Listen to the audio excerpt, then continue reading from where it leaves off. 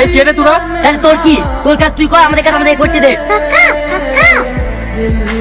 হ্যাঁ, এই তো আমার ভাইয়ের পাখি।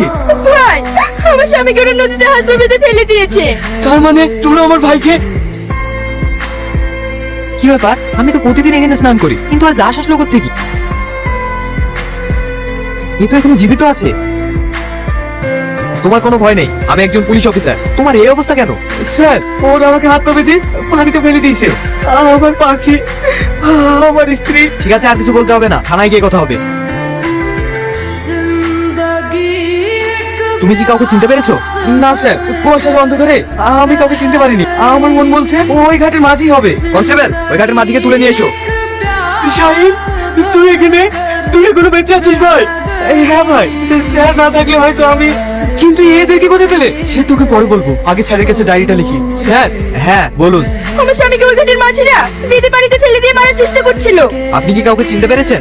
তেমন কাউকে চিনতে পারেনি, সম্ভবত ওই ঘাটের মাঝিরাই হবে। কনস্টেবল, ওদেরকে লকআপে ভরো। স্যার, আমরা কিছু করিনি স্যার, আমাদেরকে ছেড়ে দেন। স্যার, এরাই সব করেছে। এরাই যে সব করেছে, তার কোনো প্রমাণ আছে?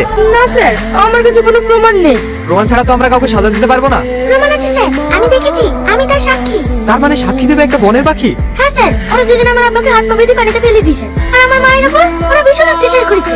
না স্যার, ও মিথ্যে কথা বলছে। পৃথিবীর সবাই মিথ্যে কথা বললেও জঙ্গলে পাখি কোনোদিন মিথ্যে কথা বলবে না। কনস্টেবল, ওদেরকে কোর্টে চালান করার ব্যবস্থা করো।